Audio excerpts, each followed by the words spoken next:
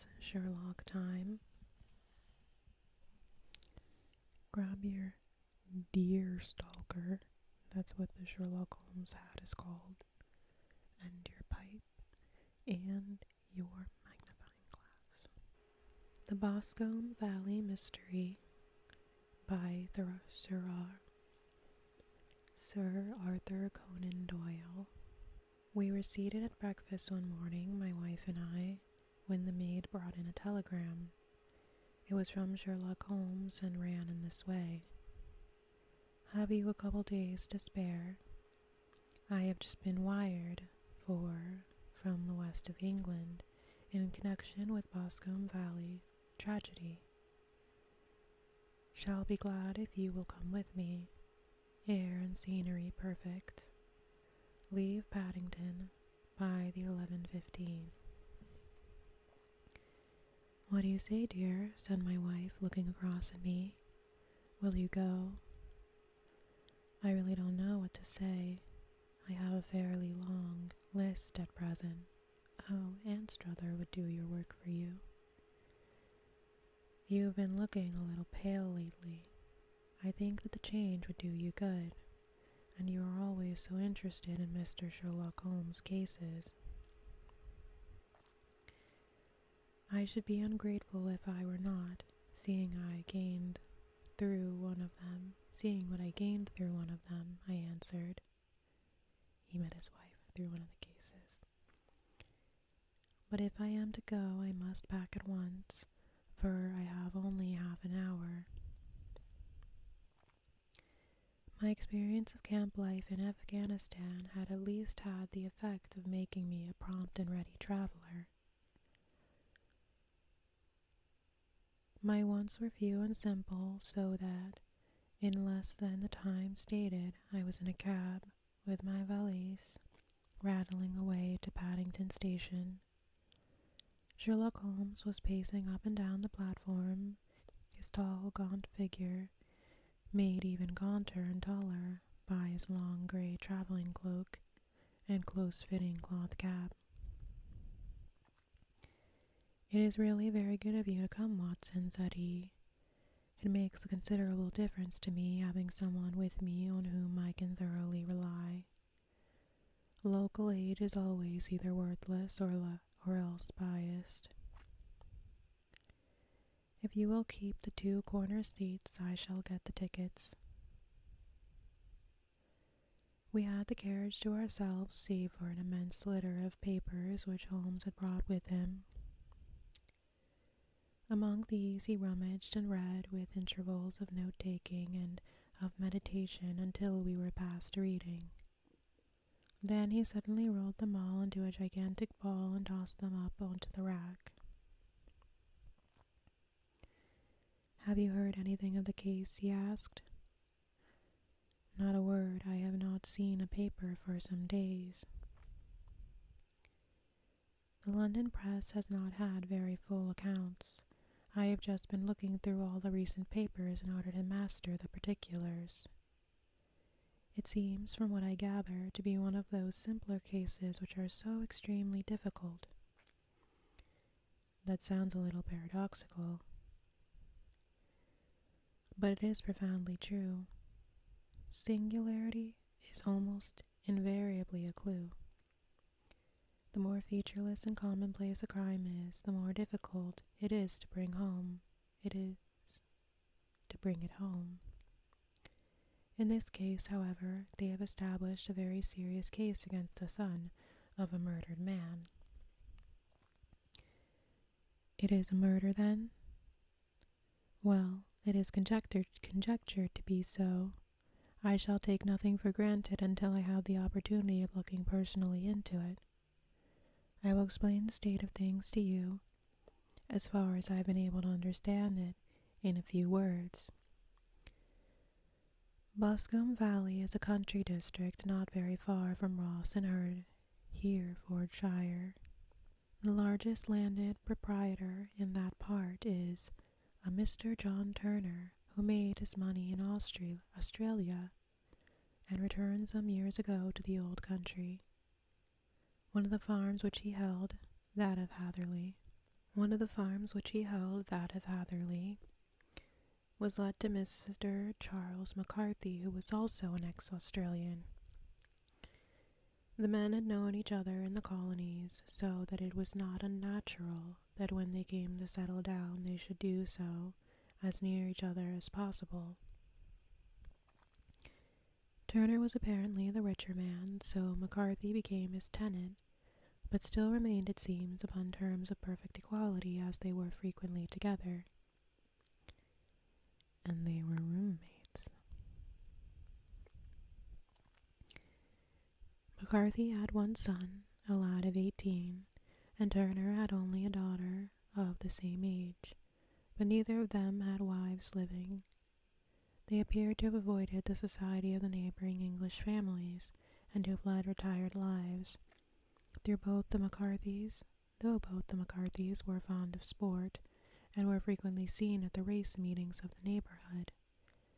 McCarthy kept 2 servants, a man and a girl. Turner had a considerable household, some half-dozen at the least. That is as much as I have been able to gather about the families. Now for the facts.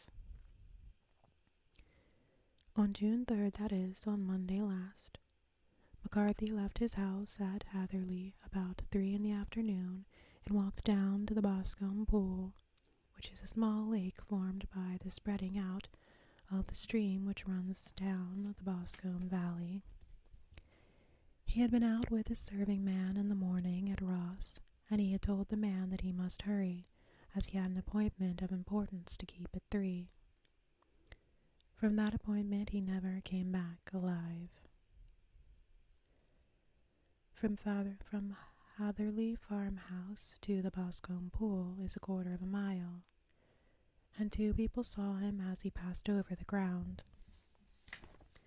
One was an old woman, whose name is not mentioned, and the other was William Crowder, a gamekeeper in the employ of Mr. Turner. These 2 witnesses deposed that Mr. McCarthy was walking alone.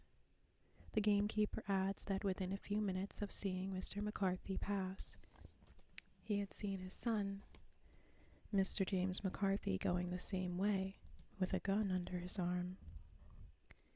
To the best of his belief, the father was actually in sight at the time, and the son was following him.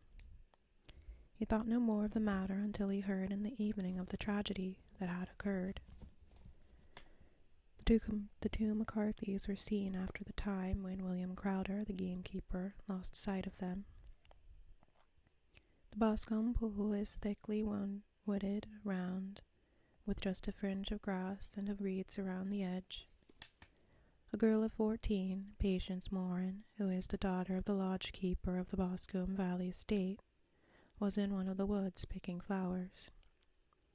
She states that while she was there, she saw at the border of the wood, close by the lake, Mr. McCarthy and his son, and they appeared to be having a violent quarrel. She heard Mr. McCarthy, the elder, using very strong language to his son, and she saw the latter raise up his hand as if to strike his father.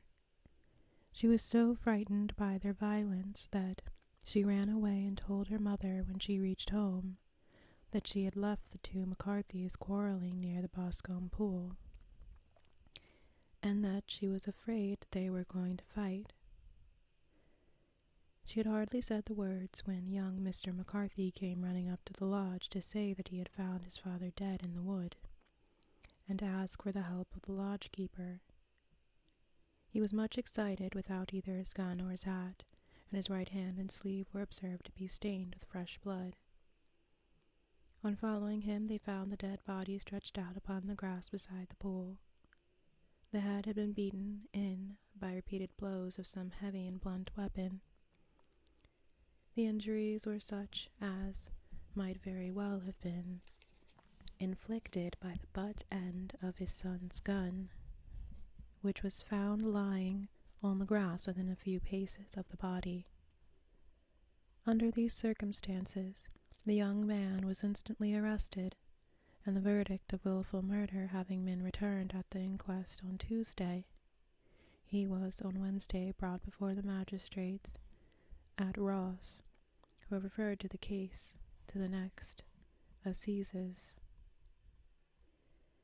Those are the main facts of the case as they came out before the coroner in the police court.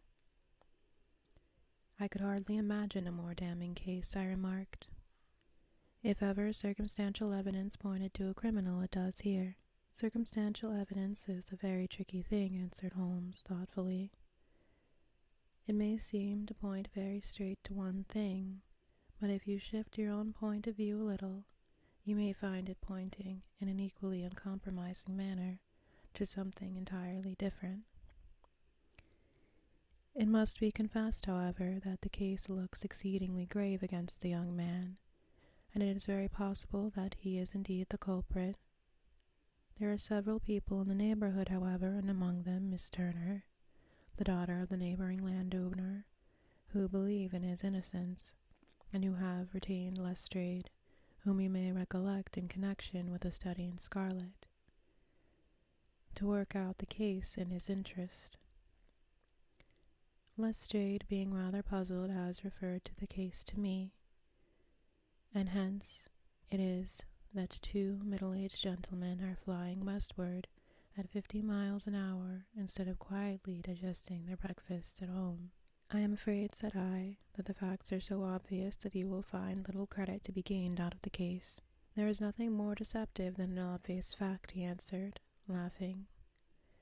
Besides, we may chance to hit upon some other obvious facts which may have been by no means obvious to Mr. Lestrade. You know me too well to think that I am boasting when I say that I shall either confirm, or destroy his theory by means which he is quite incapable of employing or even understanding. You know me too well to think that I am boasting when I say that I shall either confirm or destroy his theory by means which is quite incapable of employing or even of understanding. I take the first example to hand. I often clearly perceive that in your bedroom the window is upon the right-hand side, and yet I question whether Mr. Lestrade would have noted even so self-evident a thing as that. How on earth? My dear fellow, I know you well. I know the military neatness which characterizes you. You shave every morning, and in this season you shave by the sunlight. But since your shaving is less and less complete as we get further back on the left side, until it becomes positively slovenly as we get round the angle of the jaw, it is surely clear that that side is less illuminated than the other. I should not imagine a man of your habits looking at himself in an equal light and being satisfied with such a result. I only quote this as a trivial example of observation and inference. Therein lies my meter, and it is just possible that it may be of some service in the investigation which lies before us. There are one or two minor points which were brought out in the inquest, which are worth considering. It appears that his arrest did not take place at once, but after the return to Hatherley Farm. On the inspector of constabulary informing him that he was a prisoner, he remarked that he was not surprised to hear it, and that it was no more than his deserts. This observation of his had the natural effect of removing any traces of doubt which might have remained in the minds of the coroner's jury. It was a confession, I announced. No, for it was followed by a protestation of innocence. Coming on top of such a damning series of events, it was at least a most suspicious remark. On the contrary, said Holmes, it is the brightest rift which I can at present see in the clouds.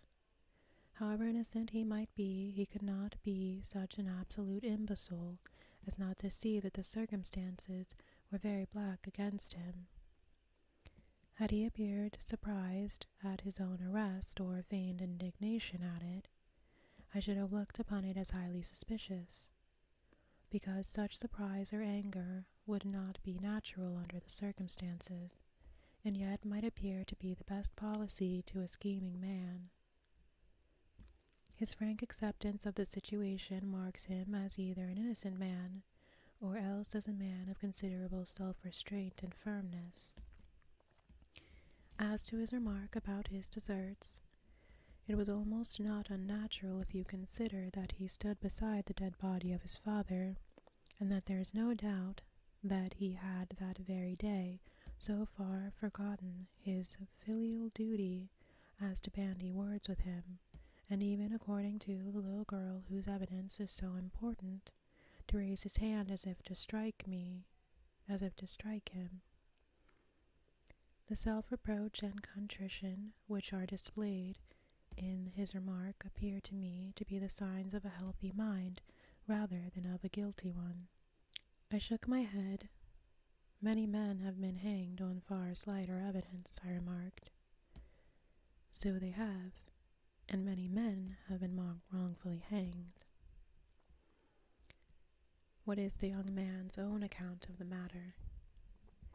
It is, I'm afraid, not very encouraging to his supporters, though there are one or two points in it which are suggestive. You will find it here and may read it for yourself. He picked out from his bundle a copy of local Herefordshire paper, and having turned down the sheet, he pointed out the paragraph in which the unfortunate young man had given his own statement of what had occurred. I settled myself down in the corner of the carriage and read it carefully. It ran in this way. Mr. James McCarthy, the son of the deceased, was then called and gave evidence as follows. I had been away from home for 3 days at Bristol, and had only just returned upon the morning of last Sunday, the 3rd. My father was absent from home at the time of my arrival, and I was informed by the maid that he had driven over to Ross with John Cobb. Shortly after my return I heard the wheels of his trap in the yard, and looking out of my window I saw him get out and walk rapidly out of the yard, though I was not aware in which direction he was going. I then took my gun and strolled out in the direction of the Boscombe pool, with the intention of visiting the rabbit warren which is upon the other side. On my way I saw William Crowder, the gamekeeper, as he stated in his evidence, but he is mistaken in thinking that I was following my father. I had no idea that he was in front of me. When about 100 yards from the pool I heard a cry of "Co," which was a usual sign between my father and myself. Then I hurried forward and found him standing by the pool. He appeared to be much surprised at seeing me, and asked me rather roughly what I was doing there. A conversation ensued which led to high words and almost to blows, for my father was a man of a very violent temper. Seeing his passion was becoming ungovernable, I left him and returned towards Hatherley Farm. I had not gone more than 150 yards, however,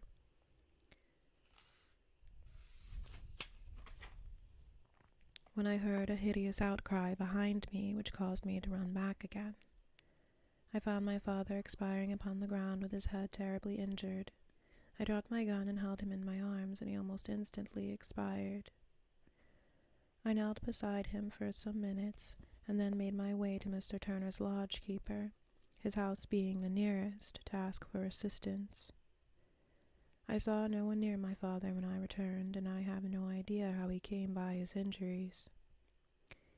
He was not a popular man, being somewhat cold and forbidding in his manners, but he had, as far as I know, no active enemies.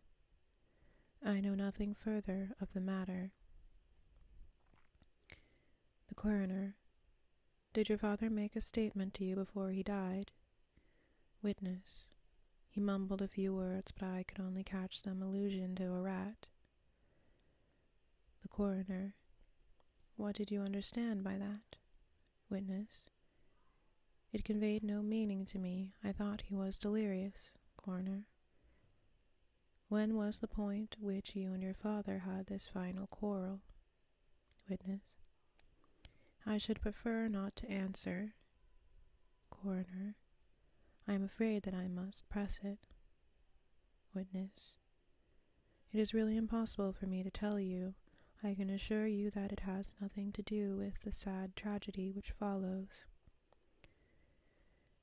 Coroner. That is for the court to decide. I need not point out to you that your refusal to answer will prejudice your case considerably in any future proceedings which may arise. Witness. I must still refuse. Coroner. I understand that the cry of "Coup" was a common signal between you and your father. Witness. It was. Coroner. How was it then that he uttered it before he saw you and before he even knew that you had returned from Bristol? Witness, with considerable confusion. I do not know. A juryman. Did you see nothing which aroused your suspicion when you returned on hearing the cry and found your father fatally injured? Witness. Nothing definite. Coroner. What do you mean? Witness. I was so disturbed and excited as I rushed out into the opens that I could think of nothing except my father. Yet I have a vague impression that as I ran forward something lay upon the ground on the left of me. It seemed to me to be something gray in color, a coat of some sort, or a plaid perhaps. When I rose from my father I looked round for it, but it was gone. Do you mean that it disappeared before you went for help? Yes, it was gone. You cannot say what it was? No, I had a feeling something was there. How far from the body? 12 yards or so. And how far from the edge of the wood? About the same. Then if it was removed, it was while you were within 12 yards of it. Yes, but with my back towards it. This concluded the examination of the witness. I see, said I as I glanced down the column, that the corner of his concluding remarks was rather severe upon young McCarthy. He calls attention, and with reason, to the discrepancy about his father having signaled to him before seeing him, also his refusal to give details about his conversation with his father, and his singular account of his father's dying words. They are all, as he remarks, very much against the son. Holmes laughed softly to himself and stretched himself out upon the cushioned seat. Both you and the coroner have been at some pains, said he, to single out the very strongest points in the young man's favor. Don't you see that you alternatively give him credit for having too much imagination and too little? Too little if he could not invent a cause of quarrel which would give him the sympathy of the jury. Too much if he evolved from his own inner consciousness anything so outre as denying reference to a rat, and the incident of the vanishing cloth. No, sir, I shall approach this case from the point of view that what this young man says is true, and we shall see whither that hypothesis will lead us. And now here is my pocket, Petrarch, and not another word shall I say of this case until we are on the scene of action.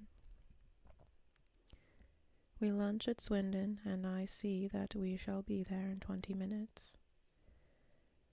It was nearly 4 o'clock when we at last, after passing through the beautiful Stroud Valley and over the broad gleaming Severn, found ourselves at the pretty little country road of Ross. A lean, ferret-like man, furtive and sly-looking, was waiting for us upon the platform. In spite of the light brown dust coat and leather leggings which he wore in deference to his rustic surroundings, I had no difficulty in recognizing Lestrade of Scotland Yard. With him we drove the Hereford Arms, where a room had already been engaged for us. "I have ordered a carriage," said Lestrade, as we sat over a cup of tea. I knew your energetic nature and that you would not be happy until you had been on the scene of the crime. It was very nice and complimentary of you, Holmes answered. It is entirely a question of barometric pressure. Lestrade looked startled. I do not quite follow, he said. How is the glass? 29, I see. No wind and not a cloud in the sky. I have a case full of cigarettes here which need smoking, and the sofa is very much superior to the usual country hotel abomination. I do not think that it is probable that I shall use the carriage tonight. Lestrade laughed indulgently. You have no doubt already formed your conclusions from the newspapers, he said. The case is as plain as pikestaff, and the more one goes into it, the plainer it becomes. Still, of course, one can't refuse a lady, and such a very positive one, too. She had heard of you and would have your opinion, though I repeatedly told her that there was nothing which you could do which I had not already done. Why, bless my soul, here is her carriage at the door. He had hardly spoken before there rushed into the room one of the most lovely young women that I have ever seen in my life, her violet eyes shining. Her lips parted, a pink flush upon her cheeks. All thought of her natural reserve lost in her overpowering excitement and concern.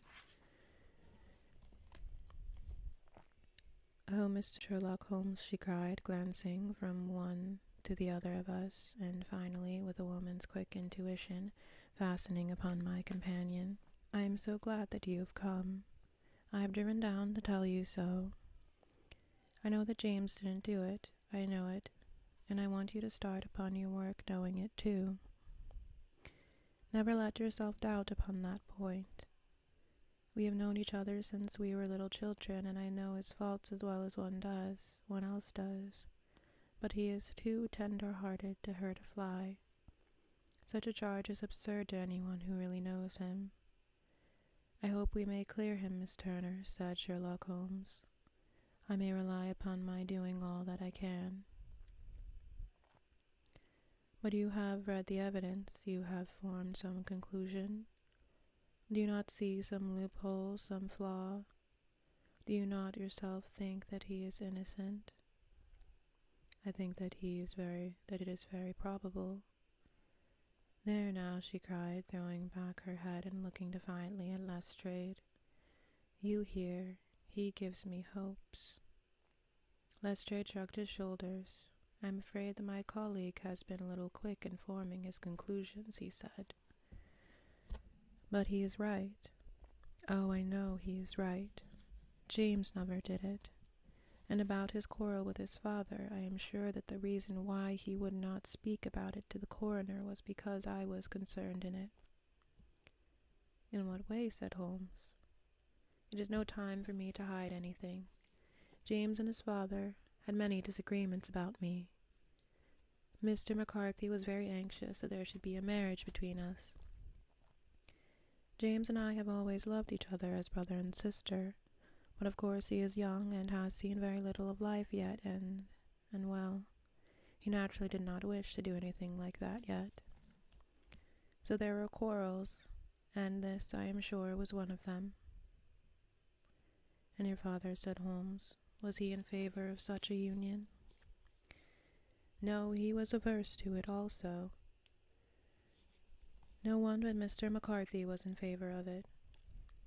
A quick blush passed over her fresh young face as Holmes shot one of his keen, questioning glances at her. Thank you for this information, said he. May I see your father if I call tomorrow? I'm afraid the doctor won't allow it. The doctor? Yes, have you not heard? Poor father has never been strong for years back, but this has broken him down completely. He has taken to his bed, and Dr. Willows says that he is a wreck, that his nervous system is shattered. Mr. McCarthy was the only man alive who had known Dad in the old days in Victoria. In Victoria? That is important. Yes, at the mines. quite so at the gold mines where, as I understand, Mr. Turner made his money. Yes, certainly. Thank you, Miss Turner. You have been of material assistance to me. You will tell me if you have any news tomorrow. No doubt you will go to the prison to see James. Oh, if you do, Mr. Holmes, do tell him I know him to be innocent. I will, Miss Turner. I must go home now, for Dad is very ill, and he misses me so if I leave him. Goodbye, and God help you in your undertaking. She hurried from the room as impulsively as she had entered, and we heard the wheels of her carriage rattle off down the street. I am ashamed of you, Holmes, said Lestrade with dignity after a few minutes' silence. Why would you raise up hopes which are so bound to disappoint? I am not over-tender of heart, but I call it cruel. I think that I see my way to clearing James McCarthy, said Holmes. Have you an order to see him in prison?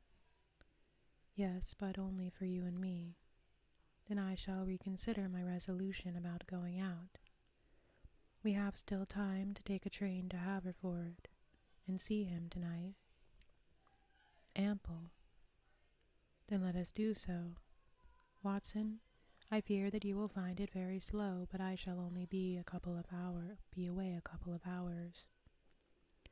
I walked down to the station with them and then wandered through the streets of the little town, finally returning to the hotel where I lay upon the sofa and tried to interest myself in a yellow-backed novel. The puny plot of the story was so thin, however, when compared to the deep mystery through which we were groping, and I found my attention wander so continually from the fiction to the fact that I at last flung it across the room and gave myself up entirely to a consideration of the events of the day. Supposing that this unhappy young man's story were absolutely true, then what hellish thing, what absolutely unforeseen and extraordinary calamity could have occurred between the time when he parted from his father and the moment when, drawn back by his scream, he rushed into the glade? It was something terrible and deadly. What could it be? Might not the nature of the injuries reveal something to my medical instincts? I rang the bell and called for the weekly country paper, which contained a verbatim account of the inquest. In the surgeon's disposition, it was stated that the posterior third of the left parietal bone and the left half of the occipital bone had been shattered by a heavy blow from a blunt weapon. I marked the spot upon my own head, which clearly such a blow must have been struck from behind. That was to some extent in favor of the accused, as when seen quarreling he was face to face with his father. Still it did not go for very much, for the older man might have turned his back before the blow fell. Still it might be worthwhile to call Holmes' attention to it. Then there was the peculiar dying reference to a rat. What could that mean? It could be the delirium. A man dying from a sudden blow does not commonly become delirious. No, it was more likely to be an attempt to explain how he met his fate. But what could that indicate? I cudgelled my brains to find some possible explanation, and then the incident of the grey cloth seen by young McCarthy. If that were true, the murderer must have dropped some part of his dress, presumably his overcoat, in his flight, and must have had the hardihood to return and carry it away at the instant when the son was kneeling with his back turned, not a dozen paces off. What a tissue of mysteries and improbabilities the whole thing was.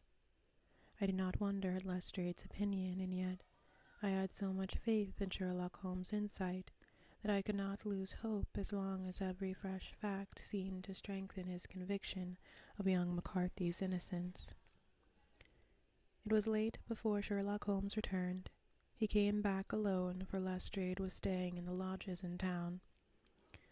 The glass still keeps very high, he remarked as he sat down. It is of importance that it should not rain before we are able to go over the ground. On the other hand, a man should be at his very best and keenest for such nice work as that. I did not wish to do it when... Oh my God. I know we live in a PC world, but I have never seen this word used in this context. Let me read the sentence. On the other hand, a man should be at his very best and keenest for such nice work as that, and I did not wish to do it when F slurred by a long journey. Of course, I understand that it wasn't a slur probably yet. It must mean something else. Should I Google it? Am I going to be put on a list? Is Google going to cancel me? I think I need to know. Oh my. It means extremely tired or exhausted. Jesus Christ. That's why I do think that it is still valuable to read these older stories, because it just shows you how much things change. It's not just oh, people 200 years ago really liked some little mysteries, liked these little roommates that were going on adventures together. It teaches you about the evolution of society and language and cultures. This is very interesting. I sound like Brittany Broski. On the other hand, a man should be at his very best and keenest for such nice work as that, and I did not wish to do it when exhausted by a long journey. I have seen young McCarthy, and what did you do, and what did you learn from him? Nothing. Could he throw no light? None at all. I was inclined to think at one time that he knew who had done it, and was screening him or her, but I am convinced now that he is as puzzled as everyone else. He is not a very quick-witted youth, though comely to look at, and, I should think, sound at heart. I cannot admire his taste, I remarked. It is indeed a fact that he was averse to a marriage with so charming a young lady as this Miss Turner. Ah, thereby hangs a rather painful tale. This fellow is madly, insanely in love with her, but some 2 years ago, when he was only a lad, and before he really knew her, for she had been away 5 years at a boarding school, what does the idiot do but get into the clutches of a barmaid in Bristol, and marry her at a registry office? No one knows a word of the matter, but you can imagine how maddening it must be to him to be upbraided for not doing what he would give his very eyes to do, but what he knows to be absolutely impossible. It was sheer frenzy of this sort which made him throw his hands up into the air when his father, at their last interview, was goading him on to propose to Miss Turner. On the other hand, he had no means of supporting himself, and his father, who was by all accounts a very hard man, would have thrown him over utterly had he known the truth. It was with his barmaid wife that he had spent the last 3 days in Bristol, and his father did not know where he was. Mark that point. It is of importance.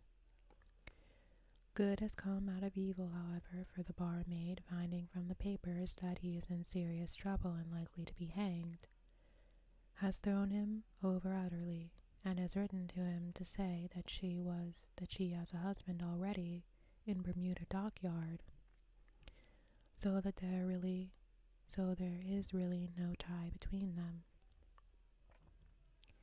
I think that bit of news has consoled young McCarthy for all that he has suffered. But if he is innocent, who has done it?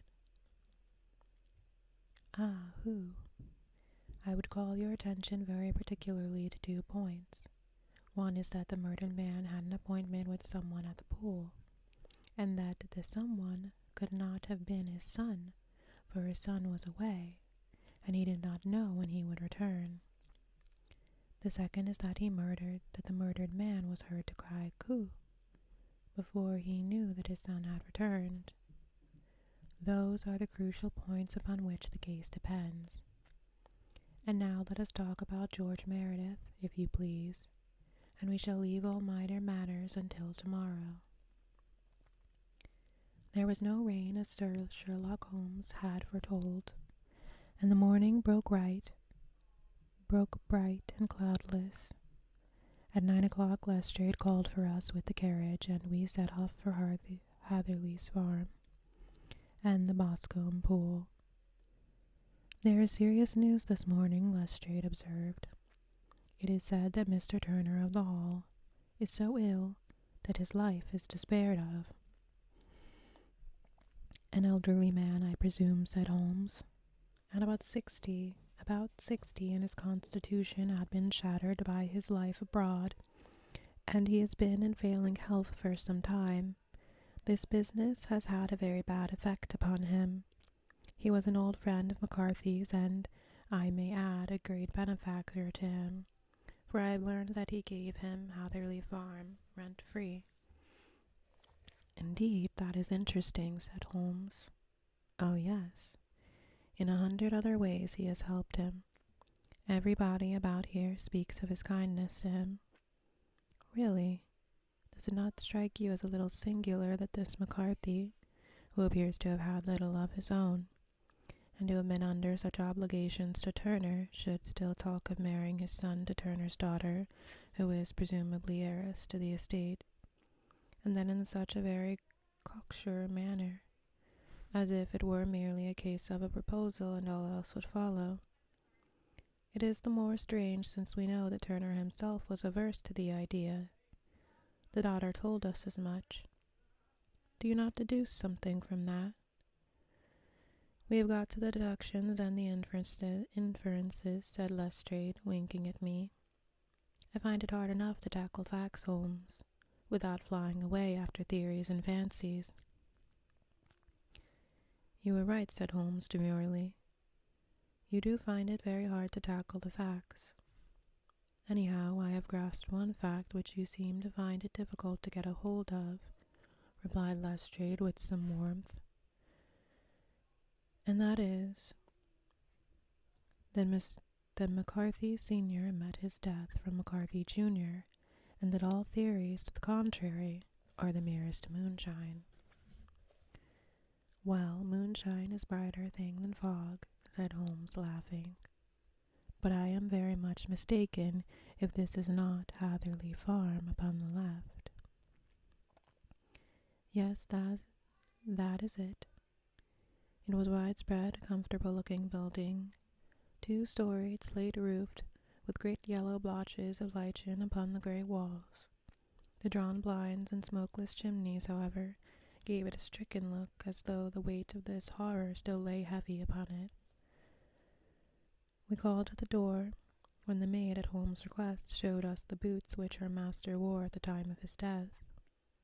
Also a pair of the son's, though not the pair he had then had. Having measured these carefully from 7 or 8 different points, Holmes desired to be led to the courtyard, from which we all followed the winding track which led to Boscombe Pool. Sherlock Holmes was transformed when he was hot upon such ascent as this. Men who had only known the quiet thinker and logician of Baker Street would have failed to recognize him. His face flushed and darkened, his brows were drawn into 2 hard black lines, while his eyes shone out from beneath them with a steely glitter. His face was bent downwards, his shoulders bowed, his lips compressed, and the veins stood out like a whipcord in his long, sinewy neck. His nostrils seemed to dilate with a purely animal lust for the chase, and his mind was so absolutely concentrated upon the matter before him that a question or remark fell unheeded upon his ears, or at the most only provoked a quick, impatient snarl in reply. Swiftly and silently he made his way along the track which ran through the meadows, and so by way of the woods to Boscombe Pool.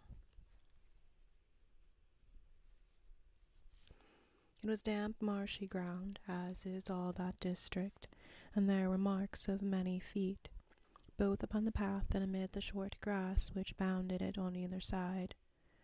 Sometimes Holmes would hurry on, sometimes stop dead, and once he made quite a little detour into the meadow.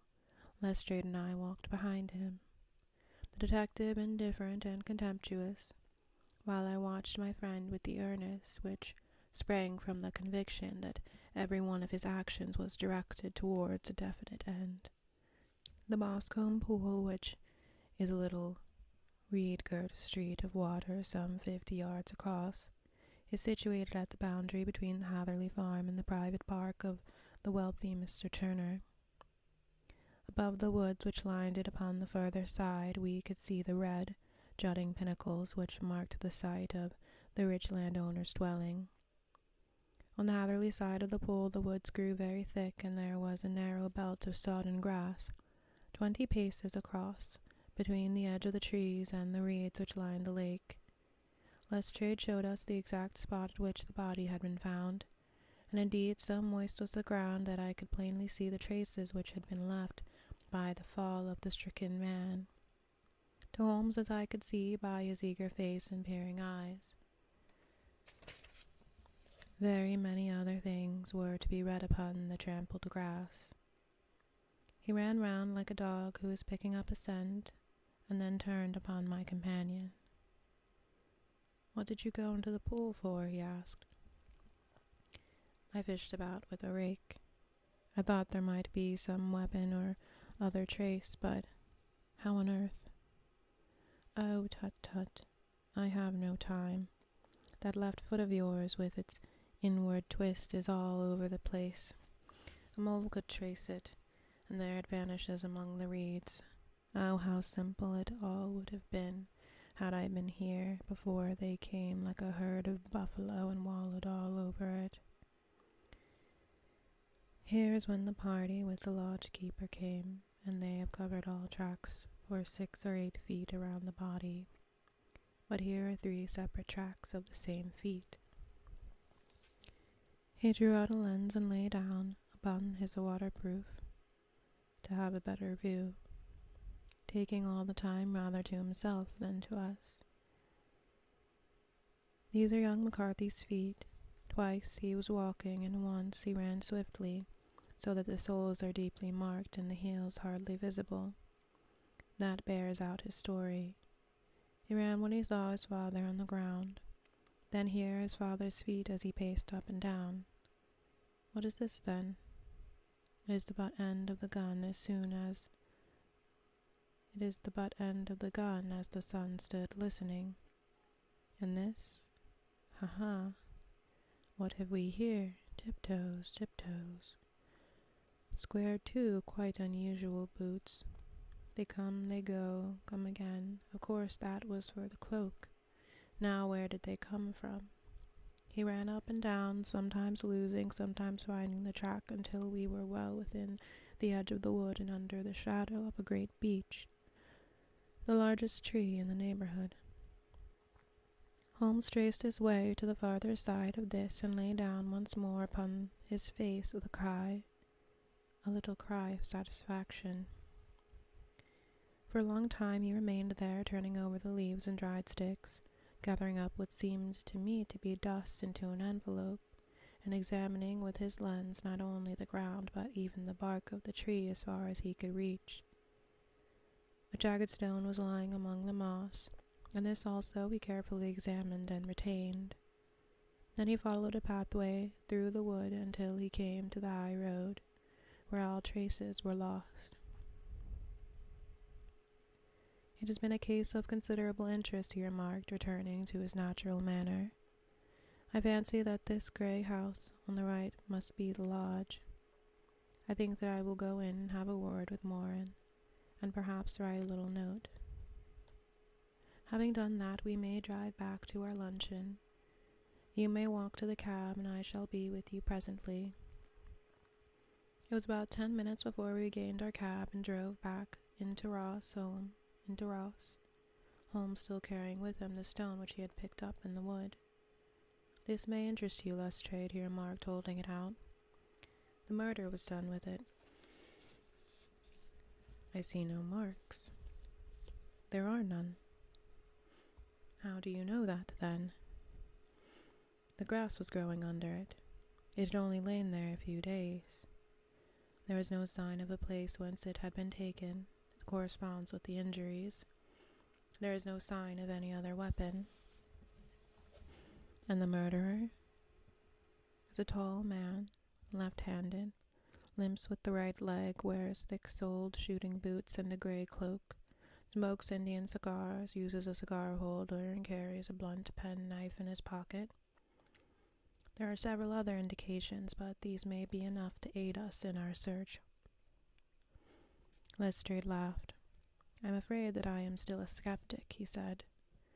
"Theories are all very well, but we have to deal with a hard-headed British jury." "Nos verons," answered Holmes calmly. "You work your own method, and I shall work mine. I shall be busy this afternoon, and shall probably return to London by the evening train." "And leave your case unfinished?" "No, finished." "But the mystery?" "It is solved." "Who was the criminal, then?" "The gentleman I describe." "But who is he?" "Surely it will not be difficult to find out. This is not such a populous neighborhood." Lestrade shrugged his shoulders. "I am a practical man," he said, "and I really cannot undertake to go about the country looking for a left-handed gentleman with a game leg. I should become the laughing-stock of Scotland Yard."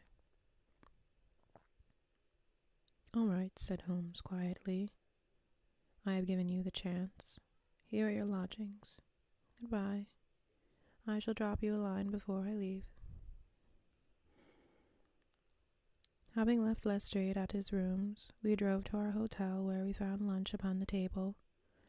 Holmes was silent and buried in thought, with a pained expression upon his face, as one who finds himself in a perplexing position. "Look here, Watson," he said when the cloth was cleared. "Just sit down in this chair and let me preach to you for a little. I don't know quite what to do, and I should value your advice. Light a cigar and let me expound." "Pray do so." "Well, now, in considering this case, there are 2 points about young McCarthy's narrative which struck us both instantly, though they impressed me in his favor and you against him. One was the fact that his father should, according to his account, cry 'Coo' before seeing him. The other was his singular dying reference to a rat. He mumbled several words you understood, but that was all that caught the Sunny's ear. Now from this double point our research must commence, and we will begin it by presuming that what the lad says is absolutely true. What of this coup, then?" "Well, obviously it could not have been meant for the son. The son, as far as he knew, was in Bristol. It was a mere chance that he was within earshot. The coup was meant to attract the attention of whoever it was that he had the appointment with. But coup is a distinctly Australian cry, and one which is used between Australians. There is a strong presumption that the person whom McCarthy expected to meet him at Boscombe Pool was someone who had been, in Australia. What of the rat, then? Sherlock Holmes took a folded paper from his pocket and flattened it out on the table. This is a map of the colony of Victoria, he said. I wired to Bristol for it last night. He put his hand over part of the map. What do you read? A rat, it read. And now, he raised his hand. Ballarat. Quite so. That was the word the man uttered, and of which his son only caught the last two syllables. He was trying to utter the name of his murderer, and so, of Ballarat, so-and-so of Ballarat. It is wonderful, I exclaimed. It is obvious. And now you see, I had narrowed the field down considerably.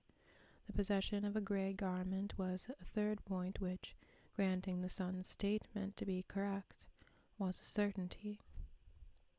We have come now out of mere vagueness to the definite conception of an Australian from Ballarat with a grey cloak. Certainly. And one who was at home in the district, for the pool can only be approached by the farm or by the estate, where strangers could hardly wonder. Quite so. Then comes our exposition of today. By an examination of the ground I gained the trifling details which I gave to that imbecile Lestrade as to the personality of the criminal. But how did you gain them? You know my method.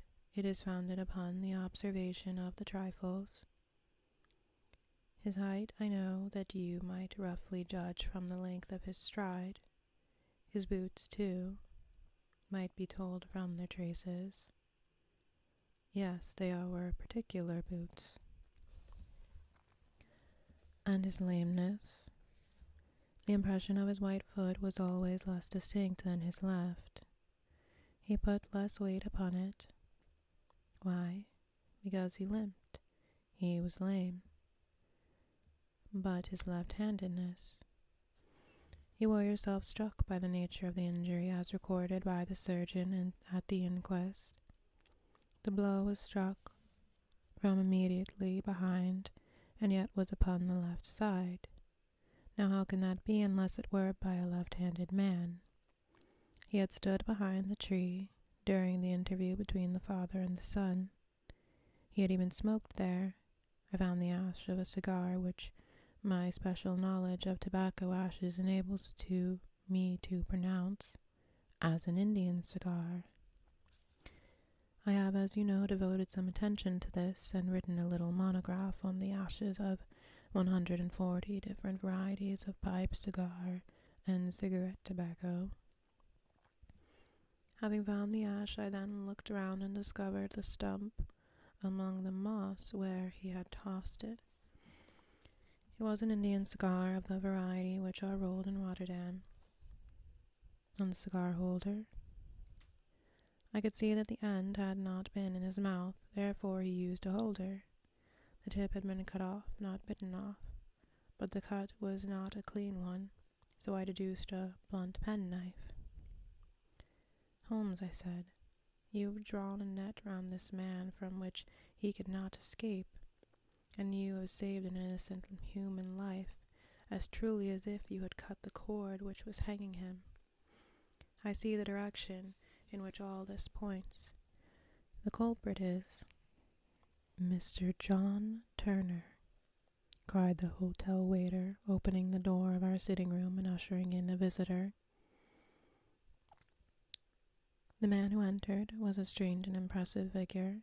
His slow, limping step and bowed shoulders gave the appearance of decrepitude, and yet his hard, deep-lined, craggy features and his enormous limbs showed that he was possessed of unusual strength of body and of character. His tangled beard, grizzled hair, and outstanding drooping eyebrows combined to give an air of dignity and power to his appearance, but his face was of an ashen white, while his lips and the corners of his nostrils were tinged with a shade of blue. It was clear to me at a glance that he was in the grip of some deadly and chronic disease. "Pray sit down on the sofa," said Holmes gently. "You had my note?" "Yes, the lodge-keeper brought it up. You said you wished to see me here to avoid scandal. I thought people would talk if I went to the hall." "And why do you wish to see me?" He looked across at my companion with despair in his weary eyes, as though his question was already answered. "Yes," said Holmes, answering the look rather than the words. "It is so. I know all about McCarthy." The old man sank his face in his hands. "God help me," he cried. "But I would not have let the young man come to harm. I give you my word that I would have spoken out if it went against him to the Assizes. "I am glad to hear you say so," said Holmes gravely. "I would have spoken now had it not been for my dear girl. It would break her heart. It will break her heart when she hears that I am arrested." "It may not come to that," said Holmes. "What?" "I am no official agent. I understand that it was your daughter who required my presence here, and I am acting in her interests. Young McCarthy must be got off, however." "I am a dying man," said old Turner. "I've had diabetes for years. My doctor says it is a question whether I shall live a month. Yet I would rather die under my own roof than in a jail." Holmes rose and sat down at the table with his pen in hand and a bundle of paper before him. "Just tell us the truth," said he. "I shall jot down the facts. You will sign it, and Watson here can witness it. Then I could produce your confession at the last extremity to save young McCarthy. I promise you that I shall not use it unless it is absolutely needed." "It's as well," said the old man. "It's a question whether I shall live to the Assizes, so it matters little to me. But I should wish to spare Alice the shock. And now I will make the thing clear to you. It has been a long time in the acting, but will not take me long to tell. You didn't know this dead man, McCarthy. He was a devil incarnate. I tell you that. God keep you out of the clutches of such a man as he. His grip has been upon me these 20 years, and he has blasted my life. I tell you first how I came to be in his power. It was in the early 60s at the diggings. This book takes place in late 1810s, let's say. So they're talking about the 1760s. America wasn't even a country yet. It was in the early 60s at the diggings. I was a young chap then, hot-blooded and reckless, ready to turn my hand at anything. I got among bad companions, took to drink, had no luck with my claim, took to the bush, and in a word became what you would call over here a highway robber. There were 6 of us, and we had a wild, free life of it, sticking up a station from time to time or stopping wagons on the road to the diggings. Black Jack of Ballarat was the name I went under, and our party is still remembered in the colony as the Ballarat Gang. One day a gold convoy came down from Ballarat to Melbourne, and we lay in wait for it and attacked. There were 6 troopers and 6 of us, so it was a close thing, but we emptied 4 of our saddles at the first volley. 3 of our boys were killed, however, before we got the swag. That's so funny. I put my pistol to the head of the wagon driver, who was this very man, McCarthy. I wish to the Lord I had spared him then, or shot him then. But I spared him, though I saw his wicked little eyes fixed on my face, as though to remember every feature. We got away with the gold, became wealthy men, and made our way over to England without being suspected. There I parted from my old pals and determined to settle down to a quiet and respectable life. I bought this estate which chanced to be in the market, and I set myself to do a little good with my money, to make up for the way in which I had earned it. I married too, and though my wife died young, she left me my dear little Alice. Even when she was just a baby, her wee hands seemed to lead me down the right path. Oh my God, that's so precious. Her wee hand seemed to lead me down the right path, as nothing else had ever done.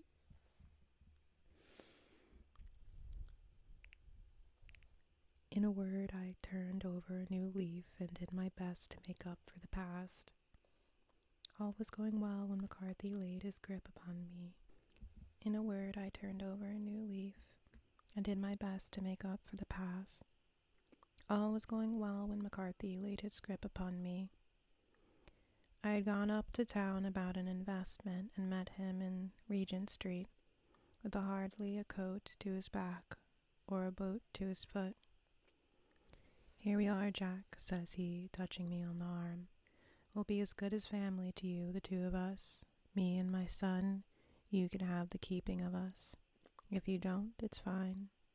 Law-abiding country. It's a fine law-abiding country is England. And there's always a policeman within hail." Well, down they came to the West Country. There was no shaking them off. And there they have lived rent-free on my best land ever since.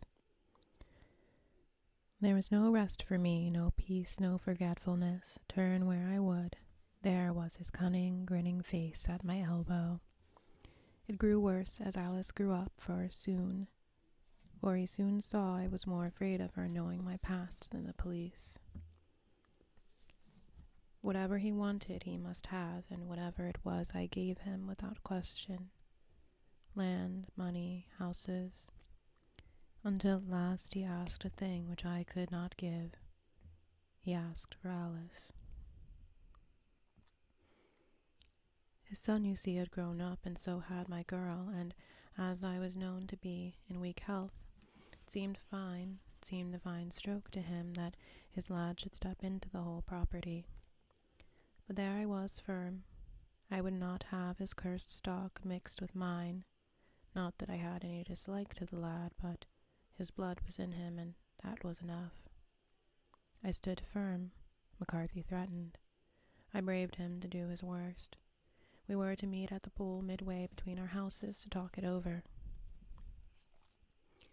When I went down there I found him talking with his son. So I smoked a cigar and waited behind a tree until he should be alone.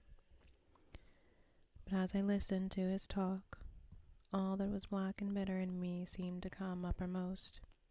He was urging his son to marry my daughter, with as little regard for what she might think of it as if she were a slut from off the streets. It drove me mad to think that I and all that I held most dear should be in the power of such a man as this. Could I not snap the bond?